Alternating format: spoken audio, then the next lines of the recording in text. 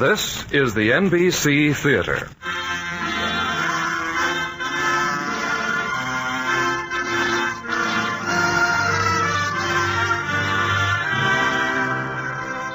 From the NBC Theater in Hollywood, an hour-length dramatization of Rudyard Kipling's The Light That Failed. This work is noteworthy not only as typical Kipling, but because in different editions it has different endings.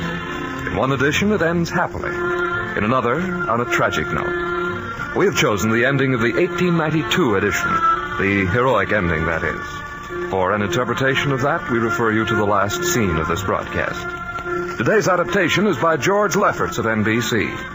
And at intermission, a transcribed commentary on the writings of Rudyard Kipling by Mr. Henry Outland, noted critic and commentary. Here then, The Light That Failed by Rudyard Kipling.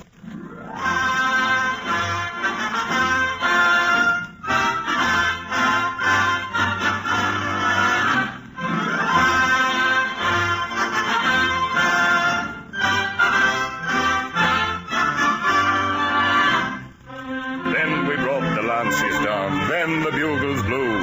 When we went to Kandahar, riding two and two.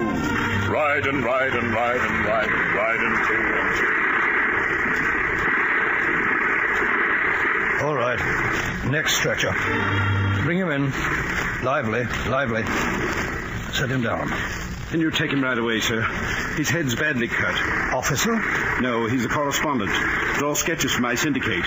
What's his name? Helder. Dick Helder. Oh, yes. I've seen some of his work. Very good. All right. Let's have a look at him. Easy. How did he get that gash? Arab sword, sir. What was a correspondent doing in the front rank? We handle our show when trouble comes, sir. I see. All right, boys. Get him on the operating table. He'll take a bit of work. Maisie. Gee, Dickie boy. Maisie. Who's Maisie? Some girl he knew back in England, I suppose. He'd known enough of them. I never heard him mention Maisie, though. Maisie. All right. Anesthetic. Count with me. Slowly. 1, 2, 3, 4, 5, 6, 7, 8.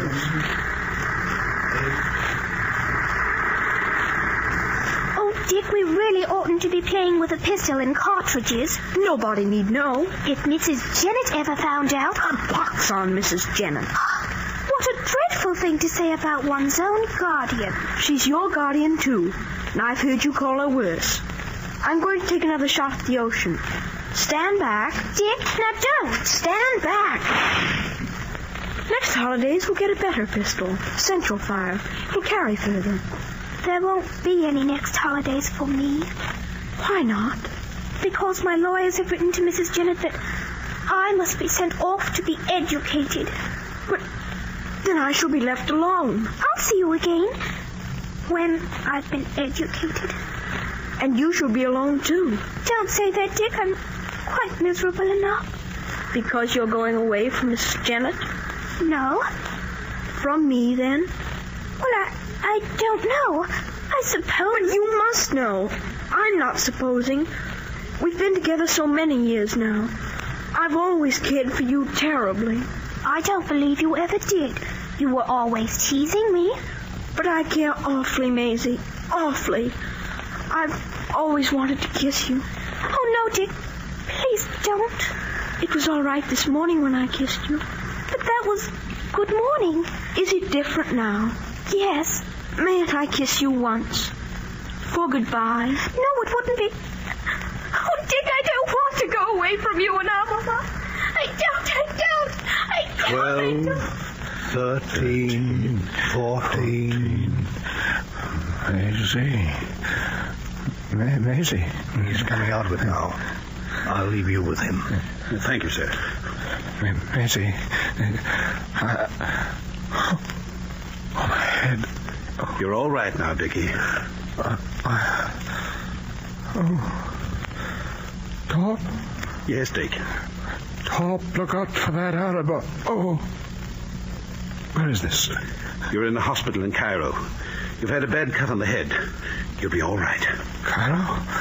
How long? 4 days. 4 days, the battle? We won easily. My sketches? All safe. I have them here. Oh, thank heaven. I had some good news for you. Impossible. We've had a wire from the syndicate. I'm fired. No. They asked me to return to England. Good news for me? I'm to bring you with me. What? Easy. You're a sick man.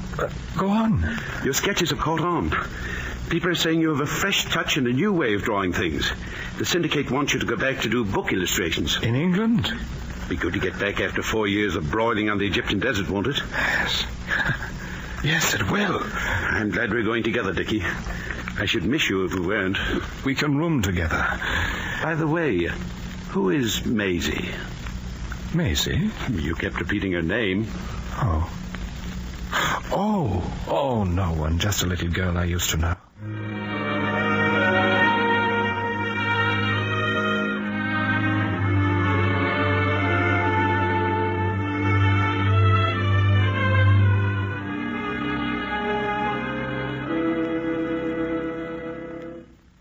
Well, this apartment is a big box, really, but I suppose it'll be comfortable enough here.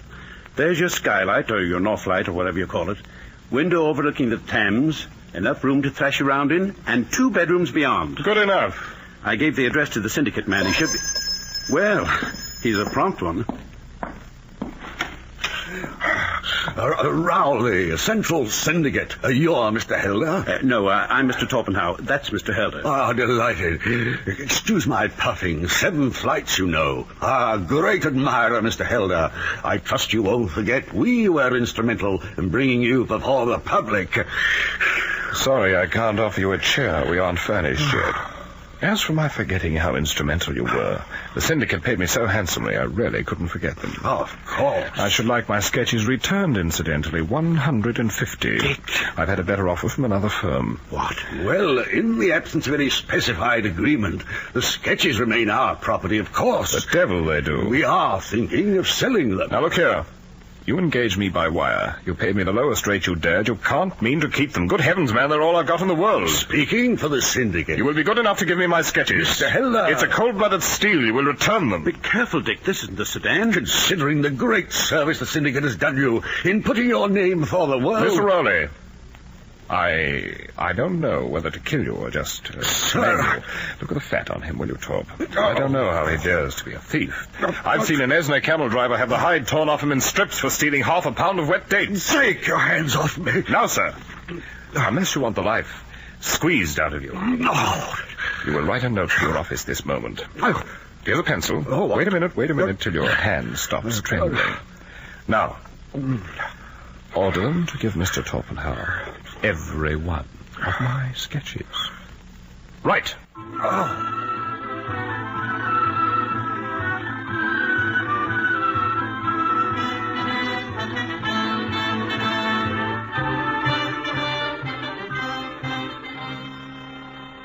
I don't know how you got away with it, Dick. I must say... He was interfering with me. Now, let's see these sketches. Oh, they're good, Torp. Better than I remember them. I shall have an exhibition. I shall sell every one of them and become independently wealthy. How would you begin, Torp? If I were you, Dick, I would begin by going out and praying to be delivered for the most fabulous arrogance I've ever seen in a man. But, knowing you from 4 years of battle, I imagine you'll come up on your feet and be exactly as you say. A great success.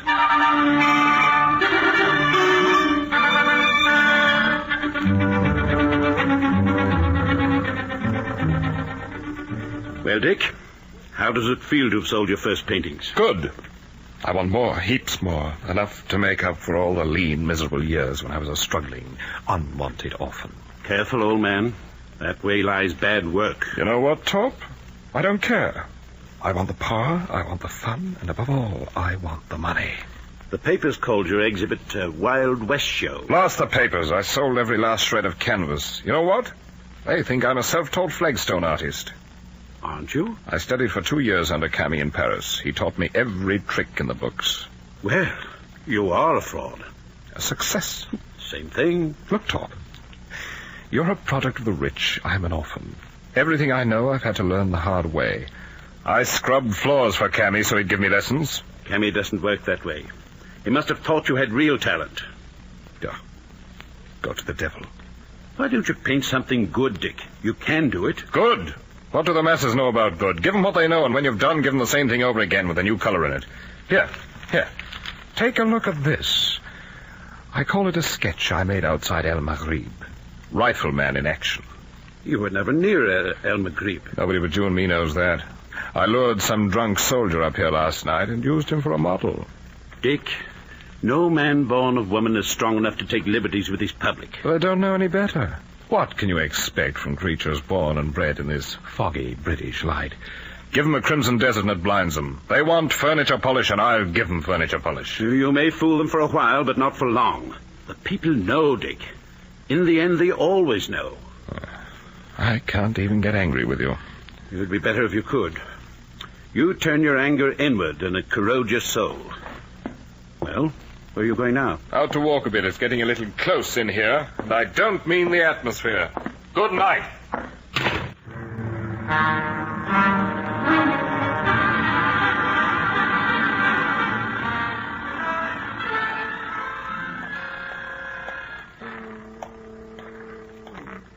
Oh, You might watch where... you were charging along like a... Dick, is that you?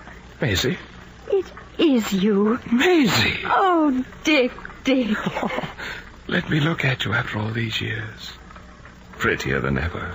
You look well, prosperous and sleek. In all of London, meeting you like this. I'm grateful to the fates. Where do you live? Over there, south. Where do you? North, across the park. What do you do? I paint. No. Yes, what do you do? Oh, haven't you heard? No. I paint too, doing quite well. Really? I've been in Paris till recently studying. Do you live alone? No, I've a girl with me. Oh, don't walk so fast, Dick. You're out of step. Yes, I seem to be. Do you sell much? Oh, heavens, no. Oh, this is my bus, Dick, and there isn't another for an hour, and I'm on my way to a lesson. Oh, don't go. Well, I must. Meet me in the park tomorrow, then. Marble Arch. Well... Meet me. Say you will. All right, Dick. 12 noon, Marble Arch.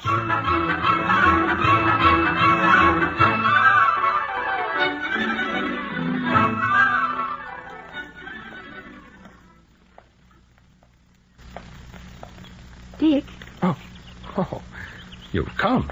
but did you think I wouldn't? I didn't know. What's got into you? Oh, I'm a cynic, I suppose. Let's see you in daylight. Oh, yes. Nothing's changed, has it? We're grown up. Not really. I felt just like the time I fastened your hair into the snap of a handbag. You were horrid. You used to smile more then. Something worrying you? Worrying myself, I guess. I just don't seem to get on with my work. Have you done much? Oh, yes, I hope to exhibit this year. Where? The salon. You fly high. Well, I've been beating my wings a long while. Where do you exhibit, Dick? I don't exhibit. What do you do? I sell. What's your line? You mean you really haven't heard? Come along. Where? Just come along. I want to show you something. Come on now.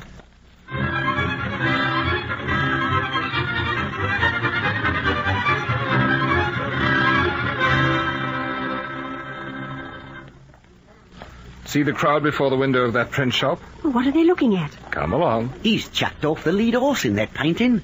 That gun'll go off to one side, sure. Oh, I don't know. His foot's braced proper. Oh, he sure can paint, can't he? I never seen a horse what looked more like... well, horsey. Are those your pictures they're talking about, Dick? All mine. Look at their faces, will you? It hits them. They don't know what makes their mouths fly open, but I know. I put it there. It's right. Yes, I see. Don't you like them?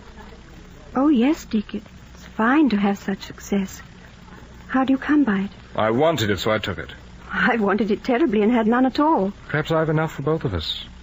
I don't follow you, Dick. Maisie, what I'm going to say may sound a bit absurd. But those 10 years we were apart, they never existed. Everything's the same. Oh, no, you've had your success. I haven't tasted mine. I've enough for both of us. Maisie, can't you see you're alone and I'm alone? What's the use of all this striving? Come to me. Do you understand what I'm saying? I understand, Dick. But I've my work to do. Do it with me, then. I won't interrupt. No, it wouldn't work. I'm going to do this all alone. Don't you remember that time at the shore? I remember as well as you, Dick. And I cherish those years. But we were babies then. Oh, Maisie. Don't be selfish, Dick. Selfish? I think I see my way to a little success next year. Don't take it from me. Same old Maisie. We've both wills of our own, huh? Will you see me tomorrow? If you like. I like. I'll come by at 3. We'll go to the ocean.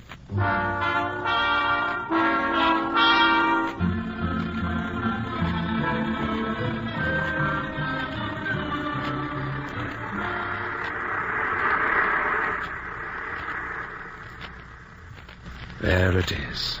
The ocean. Remember when we used to run along the beach and play? Oh, Dick, it hasn't changed. The air's so clean and fresh. I feel 10 years old. Maisie. Don't, Dick. Darling, please. Oh, Dick, do be sensible. It isn't my fault. If I felt I could love anyone, it would be you. But I don't. I can't. I suppose I'm a nuisance. You must forgive a man in love. He's always a nuisance. Oh, Dick. Maisie, if you could come with me away from this fog-ridden England, I could show you things such as you've never seen. Tropic islands like diamonds, alive with hot, moist orchids making mouths at you, and a waterfall 300 feet high like a sliver of jade, and bees and coconuts and parrots criticizing you. Oh, I shouldn't like that. Take me somewhere else. There's a big, red, dead city built of sandstone in the desert, and there are 40 dead kings there, each in a tomb finer than the next.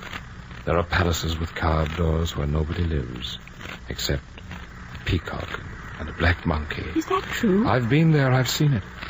Maisie, darling, come with me. Let me show you the world as it is, lonely and horrible, and all it cares about is painting and making love. Oh, if you could only paint like that. If you could work those things into a canvas. Is that what it means to you? I want to live it, not paint it. Suppose I were to come to you. If you were... No, be quiet. Just as I am and caring just as much and no more. Suppose I said, take me to those places and in time I might really care for you. What would you do? Send you right back in a cab. No, I'd let you walk. You see, you don't really want me. What'll you do? Go back to work for a while at least. I'll give you a hint then. Stick to money. There's nothing in the world more ghastly than poverty.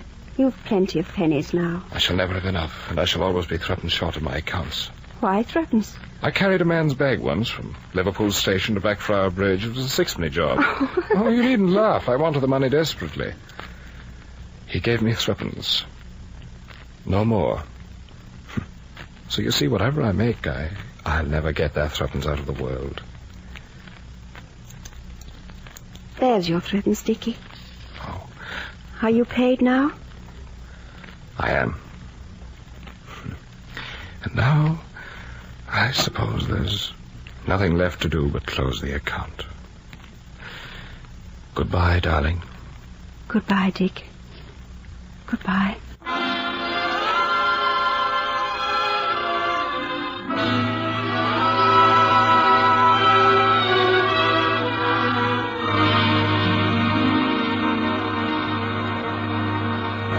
Slipped my cable, messmates, and I'm drifting down the tide. See it, Binky boy, see it. Marvelous, you're a great little doggy, though your background be a trifle mixed. Another chorus now. What the devil is that racket? Oh, Top, my friend. Come in. Where did you get this bedraggled little dog? Mr. Torpenhow, meet Mr. Binky.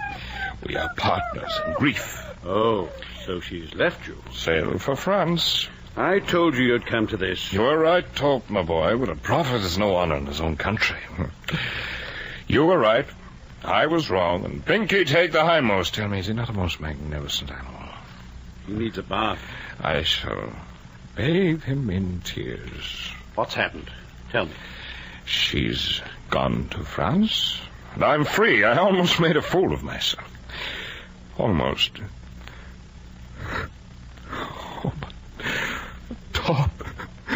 Maisie's gone. She's gone.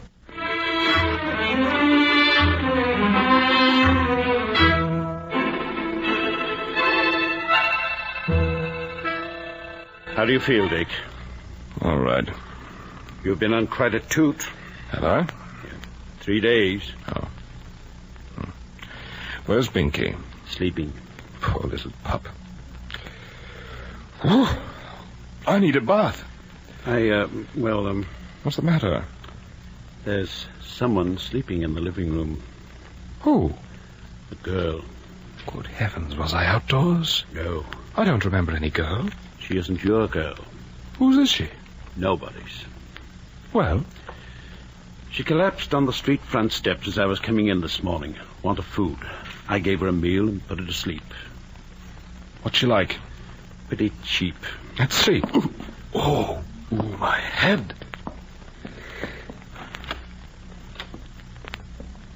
Well, twopenny sailor hat, blue dress in January.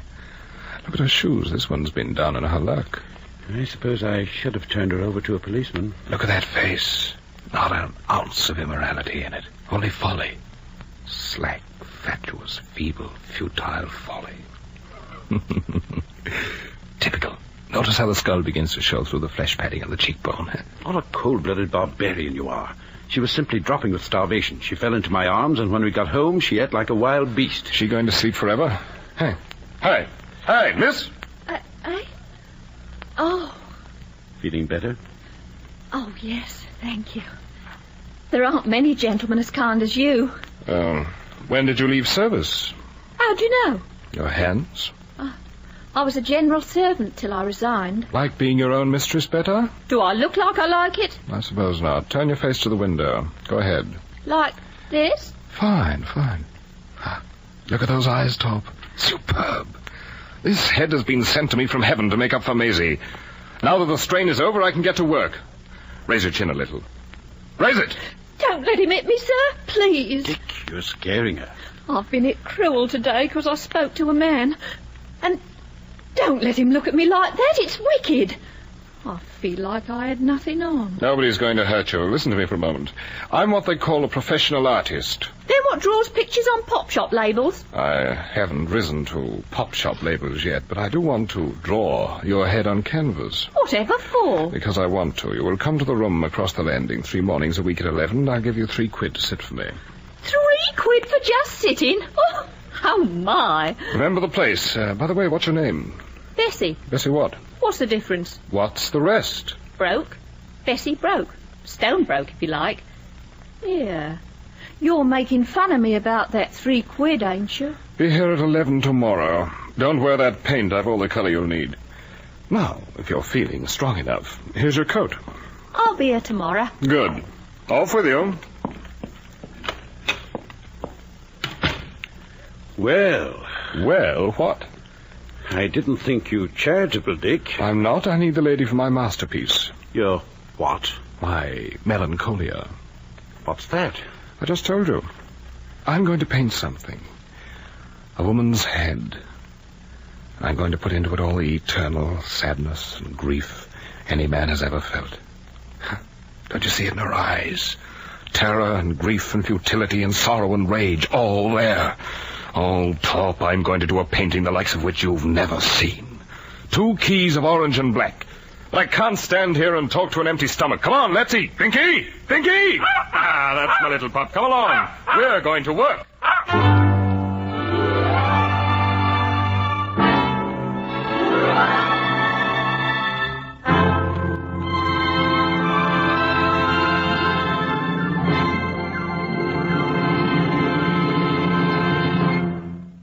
From Hollywood, the NBC Theater is bringing you a dramatization of The Light That Failed by Rudyard Kipling. And now, our intermission commentator, Mr. Henry Outland. 60 years after his first meteoric fame, critics are still divided on Rudyard Kipling. Some lofty brows hesitate to admire him. They fear he is too dated or was once too imperialistic. Even his thick and thin advocates shy away from giving him his final place in letters. But they need not worry. Kipling didn't. He figured time, and only time, could settle that. In November 1921, when he was 56, I asked him some questions. That afternoon, in a ceremony which only Paris could stage at the Sorbonne, he was named Honorary Doctor of Letters and hailed as the world's best-known writer. Kipling the man, what was he like then? That evening, at a large private reception in Neuilly, on shaking his hand, I said, "Mr. Kipling, years ago I read, not in your English, but in a French translation, your paper on smells." Seizing impulsively my coat lapel, he replied in his sharp, intense speech, "My dear fellow, that's the best thing I ever wrote." "Where can I read it in your own words?" "Only in the Bulletin of the Royal Geographical Society, where I gave it as a talk." Later, I mentioned a famous Frenchman often accused of plagiarism. "You know," Kipling retorted, smiling, "we are all a pack of thieves." Behind thick glasses and under brows that would make John L. Lewis's seem scanty, his eyes were kind, searching, witty, mocking, and incredibly shrewd. As he spoke, his tense body swayed. When people smothered him with compliments, he froze. Otherwise, all evening, he was like a schoolboy on vacation.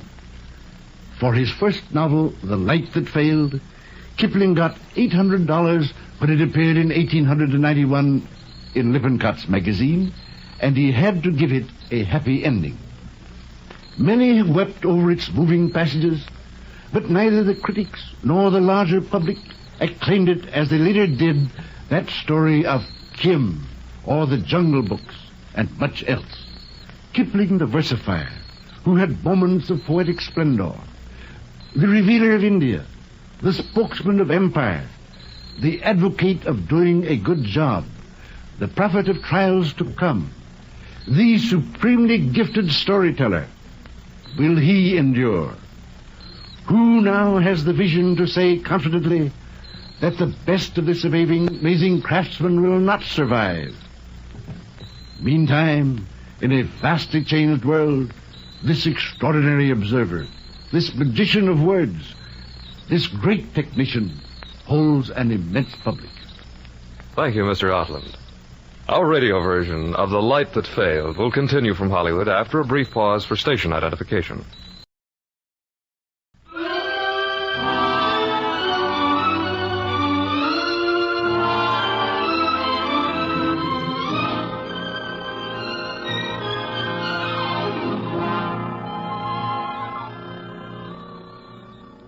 What a mess you keep this studio in.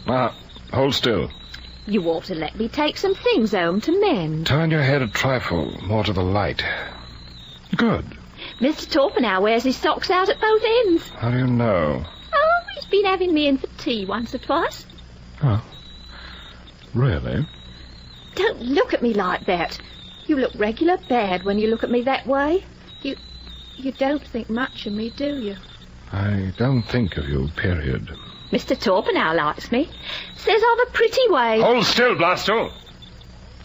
So, you've been seeing Top in his rooms. He says I might come to be his housekeeper. Oh, good Lord. Not for always. Oh, I know I'm Miss Wrong, but till Miss Right comes along, I'd work my fingers to the bone for him. You'll be ordered off to Africa if there's a war. Till he goes, then. I don't believe you. I think you're making it all up. Why don't you ask him? I will, by heaven. Yeah. That's all for today. Come back tomorrow.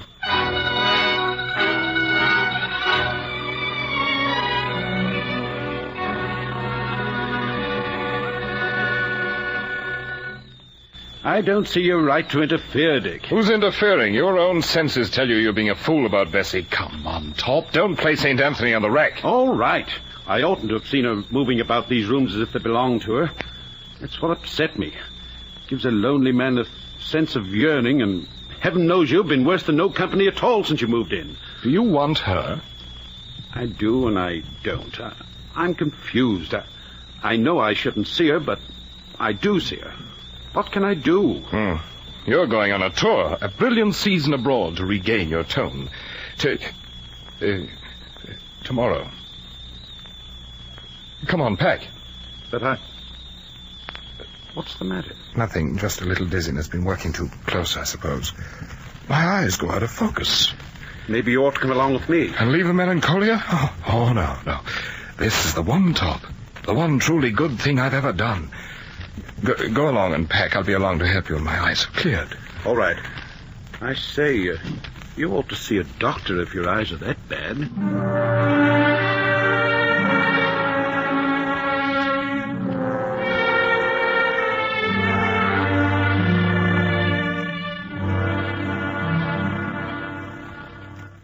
All right, Mr. Helder.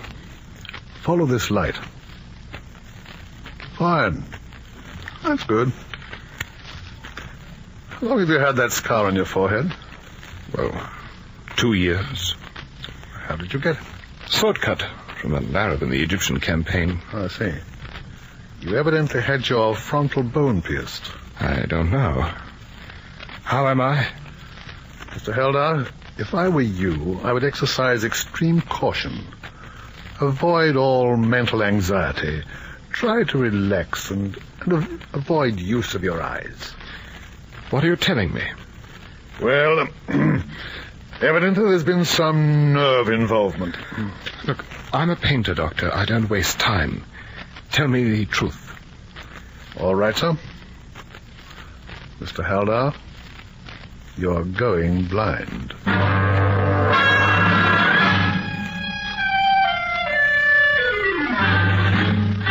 Say, you have a drink? Some brandy, too? Anything. How long do I have?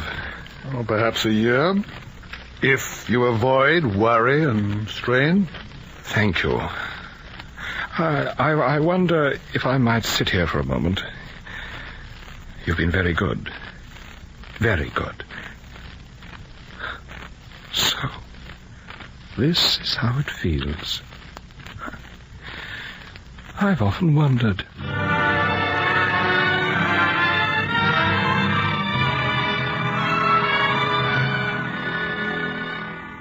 Well, Binky, we've got it very badly. We're to be shut up in the dark. We must be calm, very calm.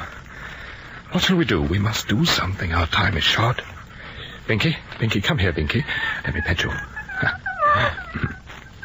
Let's see, there's the melancholia. That's it. All those studies of Bessie's head, so much nonsense. No. There shall be Maisie in that head, because now I shall never have her any other way. And she shall laugh, Binky. She shall laugh right out of the canvas, and every man and woman with sorrow of their own shall understand. Come here, Binky boy. Come here. Here. You and I shall have a drink, and then to work.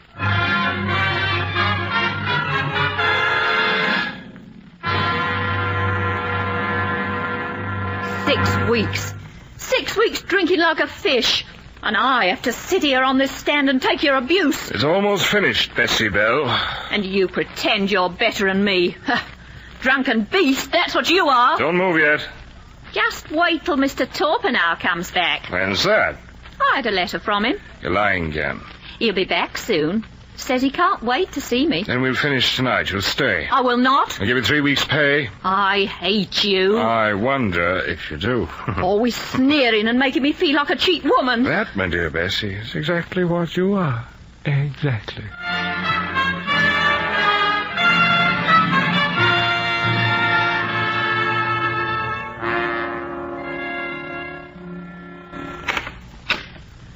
Mr. Torpenhow. Hello, Bessie. Where's Dick? Inside, finishing his painting. How are you, Bessie? All right. I got your letter. Oh, yes. You said you wanted to see me and talk to me. Well, as a matter of fact... You are going to let me stay on, aren't you? Well, not exactly. What do you mean? I've had some time to think, Bessie. Well? I've decided you can't stay here. It wouldn't be right. Oh, so it's that now. Let's talk later, Bessie. I want to see Dick. Come along. Must be a man of decent height. Must be a man of weight. Must come home on a Saturday night and thoroughly sober. Dick! Top! Gilbert Belling Torpenhow, Esquire. Drunk as a lord. He's been that way for 6 weeks. She's done, Torp. I finished it. Look at her. Isn't she a beauty? You've come just in time. Isn't she a darling? I've done it. I've been down to hell to get her, but she was worth it. It's magnificent. A real work of art, Dick. She's for every man who's some sorrow of his own. Well, she's done. Take away the whiskey, Torp, for it served me well. You've painted this drunk? I have. But why? Send Bessie away, and I'll tell you. Well, fine, thanks. I'll talk to you later, Bessie. You will that. Write me fine words and treat me like dirt. Later, Bessie. And I'll want my 3 months' pay, too. There's murder in that girl's eyes. Well, now, what's it all about, Dick? Are you in some trouble? I am, Torp. It must be pretty grim to keep you drunk for 6 weeks. I'm going blind, Torp. What? Stone blind. Can't see much now, but I do my best work when I'm drunk. Clears my sight. Have you seen a doctor? Best in London. Is that old sword cut damaged the nerve? Good Lord. See, Torp, I had to do one decent job before it happened. Yes, I see. Now I'm terribly tired. I think I'll lie down. Do you mind? No, I'll go in with you.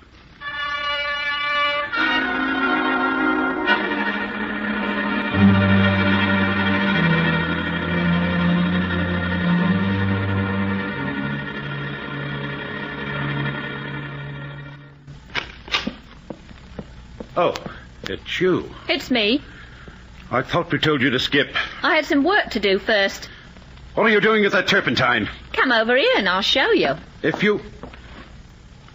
Oh, no. No, you couldn't. Not even you. I have. Well, how do you suppose he'll like his masterpiece now that I've rubbed the face off of You it? devil, you cold-blooded, murderous little devil. Insult me, will you? Treat me like dirt and throw me out. Well... that's what I think of you and your drunken friend and his great masterpiece. He mustn't see this. It would kill him. I hope it does. You little minx, get out of here. Get out before I strangle you. Keep away from me. Get out. Get out of here. Out. Out.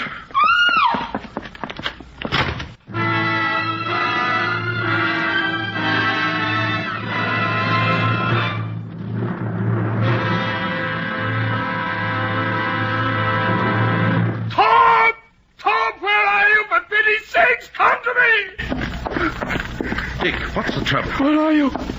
Right here beside you. Torp, don't go away. I'm in the dark. Light the candle, please, Torp. I'm holding the candle right before you. Light it, Torp, please. It is lit, Dick. It's black. Black. I feel as if I'm falling. Steady, Dick. Sit with me, Torp. Maybe if I keep very quiet, the darkness will go away. It's got to go away, Torp. It must. Sit here a moment. I get a blanket. I'd better sleep in here tonight. You'll be all right in the morning, Dick. No. No, I'm blind, Torp. I'm blind. Blind. No. Let me go, Torp. We mustn't let them think we're afraid, must we? All the powers of darkness and that lot. Lie down, Dick. It's all over now. Would you mind letting me hold your hand? I feel as if I wanted someone to hold on to. Torp, I feel as if I'm slipping. Let it go, Dick. Don't hold back. It's helped and must be eaten. Try to rest. Dick, get a grip. Get a grip. Maisie. Who's Maisie? She's a girl I used to know. She studies in France with Kami. Great painter. Torp. Oh, Torp. Imagine me having to feel for the gutter with one foot. Tomorrow you'll be better. Don't joke, I'm blind. Accept it then. Yes. Accepted.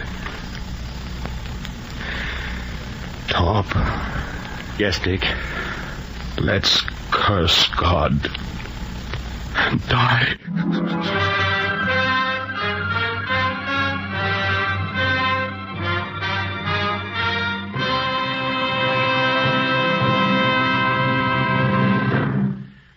Dick. Well? Are you going to sit here with this painting for the rest of your life? How long have I been here? A week now. Funny. When I run my hands over the canvas, the face seems to have dried flat. Different from the way I painted it. It is good, isn't it, Top? Oh, I know it's good. Better than good. Well, why don't you let me take you out for a walk? Leave me alone. How often must I remind you? I'm blind. You just can't rot here. I can if I choose. All right, Dick. If you're so blamed independent, I might as well tell you I'm going off for a few days. Go ahead, run off. You'll be back soon?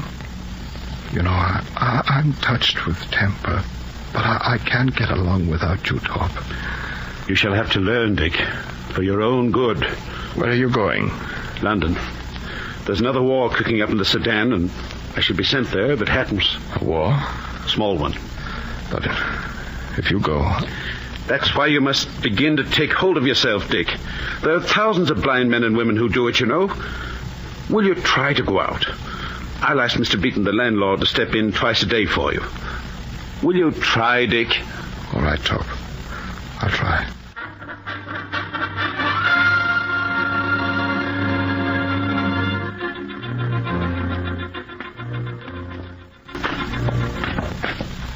One more step now, Mr. Elder. Thank you, Mr. Beaton. Thank you. You've been getting around quite admirably since Mr. Torpenhow left. Yes, I surprised myself. Well, here we are. Hello. Your door is open. Oh. You don't suppose Mr. Torpenhow is back, do you? Might be. I'll go in alone. I can manage now. Thank you. I'll be by at supper hour. Thank you. Top? Top, is that you? No, Dick. Who is it? It's only me, Dick. Maisie. Maisie? Well, what are you doing here? I came to see you, please. Oh. Won't you sit down? I've had a little bother with my eyes. Nothing at all, really. I know. All about it. You know? Yes. You should have written. But how did... Oh. Torpenhow. Yes. He wrote you. He came to France to bring me here. He thought I should see you. Why? Is anything wrong? Can I do something for you? Oh, Dick. Poor, proud Dick. I'm so sorry. Don't be. I'm not a child. I'm no good now, down and done for, and that's that. I could kill Top for telling you. Well, I suppose next you'll be asking me to marry you. No. I wish I could, but I can't. Oh, Dick. There, now, for pity's sake, Maisie, don't cry. You ought to hate me, Dick. I hate myself. Maisie, there's no need to reproach yourself. You're under no obligation to me. I wanted so to come. I had hoped when I saw you I'd realize I loved you. But There, now. That's better. Here, take my handkerchief. Thank you. Dick, is there anything I can do for you? I could stay in England if you like. We could have walks and talks and... No, Maisie, it would be kindest if you didn't see me anymore. I've made such a mess of things. Nonsense. You've done nothing but tell the truth. I suppose I ought to leave. Yes. Oh, by the way, before you go, there's something I've been meaning to give you. Nothing much, but... Well, I think you'll like it. Would you help me into the studio? Yes. Right across the hall. It's something I painted just before this trouble caught me. I call it Melancholia. I'd like you to have it. Wait till I slip this cover off. There.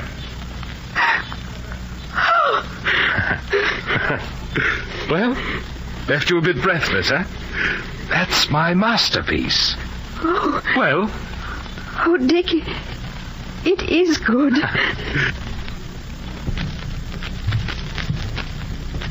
You'll have it then? Oh, yes. Thank you. Thank you. It's very beautiful.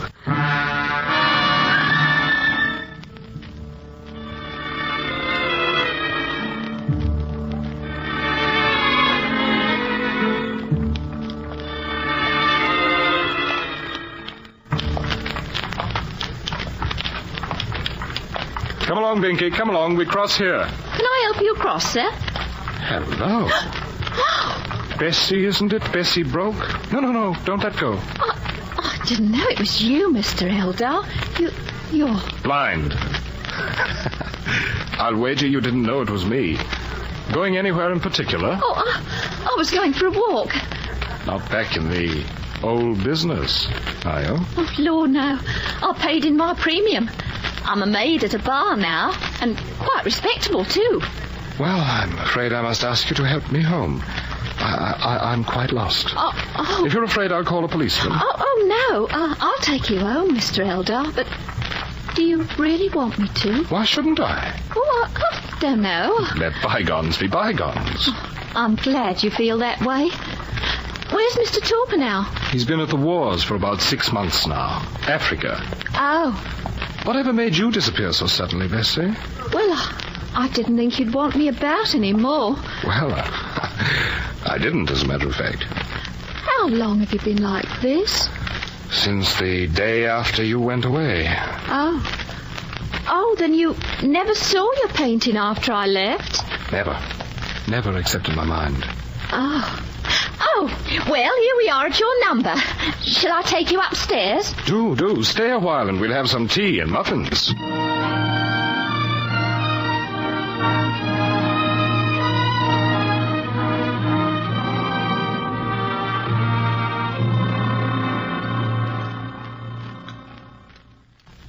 Well, it's good to hear a woman moving about the rooms again. Lord, this place is dirty. Here, let me dust a bit. Dust away if you like. Tell me about your success at the bar. Oh, never mind that. I'm quite respectable. But you don't seem to live too well. What made you go blind that sudden? Why isn't there anyone here to look after you? Bess, how'd you like to work here as my housekeeper? Do you mean that? Never meant anything more. But you never liked me. Oh, didn't appreciate you. Well. Go on, say you'll do it. I need a woman's touch around me. I never realized until I heard your voice how lonesome I've been since Torp left. Would you do it? Well, there's something you ought to know before I say yes. What's that?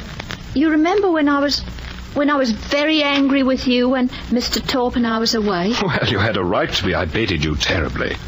Then You're sure Mr. Torpenhow didn't tell you? Tell me what? You're certainly making a fuss. Tell me what? How I rubbed out the picture with turpentine. What? Please, you're hurting my wrist. Say it again. I rubbed out the picture with turps and a knife. I thought you'd only have to do it over again. You did do it over again, didn't you? Please, you're hurting me. And there was nothing left? Nothing that looked like anything. I'm sorry. I didn't know it meant so much to you. Please, you aren't going to hurt me. Hurt you? I ought to kill you. But no, let's think a moment. So that's it. Maybe it's an omen, Bessie, and a good many things considered, it served me right. So that accounts for Maisie's running away. She must have thought me completely insane. What made you do it, Bess? Because I was that angry, but I'm not angry now. I'm dreadful sorry. Well, it doesn't matter now. I'm to blame. Good heavens. To think a little piece of dirt like you could throw me off stride. I ain't a piece of dirt. You've no call to say so. I did it because I hated you. And I'm only sorry now because you're... Exactly, because I'm blind. Nothing like tact in little things. Don't cry. You only did what you thought was right. I ain't a piece of dirt. No, you aren't. Though you mayn't know it, the Lord is a just and terrible God, Bess. It serves me right. What an enormous amount of mischief one little woman can do. Oh, I'm sorry. I'm not. I'm grateful to you. Well, you can help now in what I have to do. What's that? I'm going away. Alone?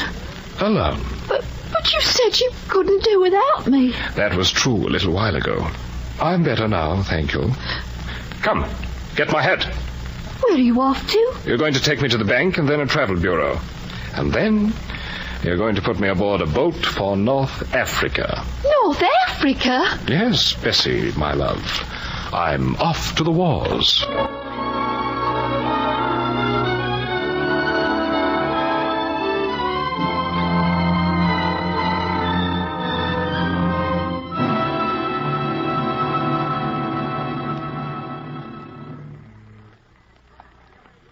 Port side, sir. Get me up here, Mr. Elder. Thank you, steward. Can I take you somewhere, sir? I've got a few hours' leave. That's very kind of you. Oh, not at all, sir. You've been more than generous to me. Well, then, if you could get a cab and drop me at the camel market. The camel market, sir? Yes. You see, I'm thinking of a journey into the desert, and I'll need a good camel and driver. How far are you going, sir? Suakin. That's where the 5th Camel Corps is fighting, I understand. It's quite dangerous out there, I hear. Well, I have an old friend who's expecting me. Name of Torpenhow. The correspondent? You know him? Oh, I've read his stuff in the mail. Well, here we are, sir. Cab? Cabby! Cabby!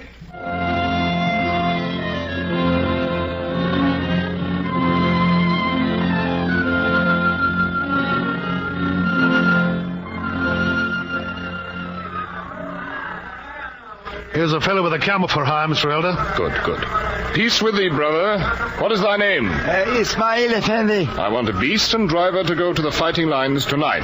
Muled? Abisharin without saddle galls. Oh, fighting lines, very dangerous, and my camel is knee-haltered for the night. I have English money. How much? 25 pounds paid into your hand at the journey's end. There is much danger. 30 pounds. And there is word an attack will soon be launched.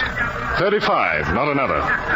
Stand back from my beast. I slip him. Wait. Let me feel the cheek of the beast. Abisharin. Cut him loose. And remember, no blessing of God comes on those who try to cheat the blind. Oh, Ismail cheats on no one. Stand back. The law. Oh, we will mount now. You'll be all right, sir? Fine. Here, for your trouble. Oh, thank you, sir. Rice. Goodbye, Mr. Helder. Goodbye. Go, Ishmael, and in God's name go swiftly. So, go forward, child of the pit.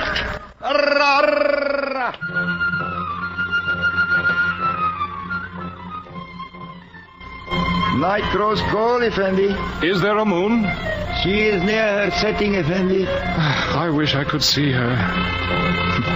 I hear the desert talking.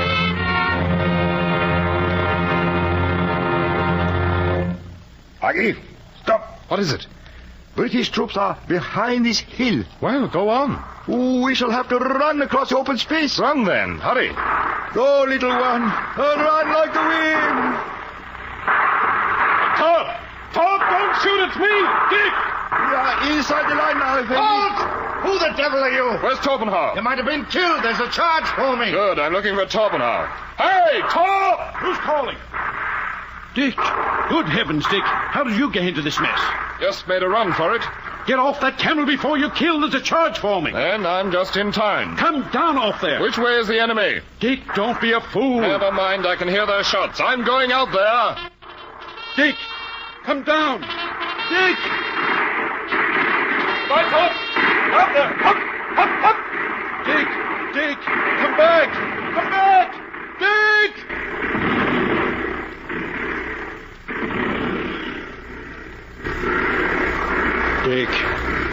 Dick, why did you do it? Am I shot up badly? You'll be all right. It doesn't hurt, Torp. Really? Oh, Dick, you're such a fool. Always was. Here, take a drink of this. We'll get a surgeon. Yeah. Never mind, Torp. It's getting light all around me. Getting so blinding light. Steady, Dick. Hold my hand, Torp. Easy now. Torp, I can see. I can see the sun. Torp, I can see the sun. I can see. Poor Dick.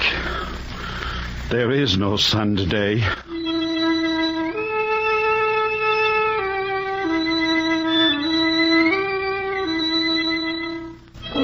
Then we brought the lances down, then the bugles blew, when we went to Kandahar, riding 2 and 2, riding.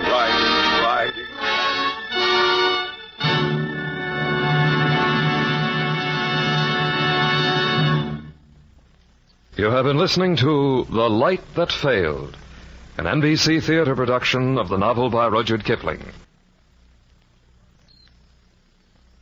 Be with us at the NBC Theater next week for a radio adaptation of Victory by Joseph Conrad, and the following week for a radio version of John Galsworthy's The Patrician.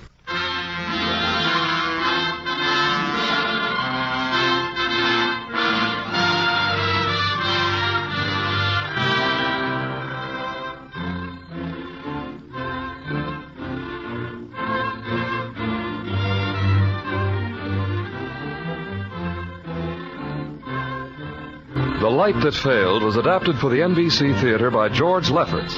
Our intermission commentator was Henry Outland, whose commentary was recorded. In today's cast, Dan O'Hurley was Dick, Eileen Erskine was Maisie, Tom Dillon, Torpenhow, Eric Snowden was the doctor, Marlene Ames was Maisie the child, and John Ramsey Hill was Dick the child. Alec Harford was Rowley, Ramsey Hill was the camel driver, Queenie Leonard was Bessie, Crawford Kent the steward, Tudor Owen was Mr. Beaton, and Earl Keane was the animal sounds. Your announcer, Don Stanley. The director of the NBC Theater is Andrew C. Love.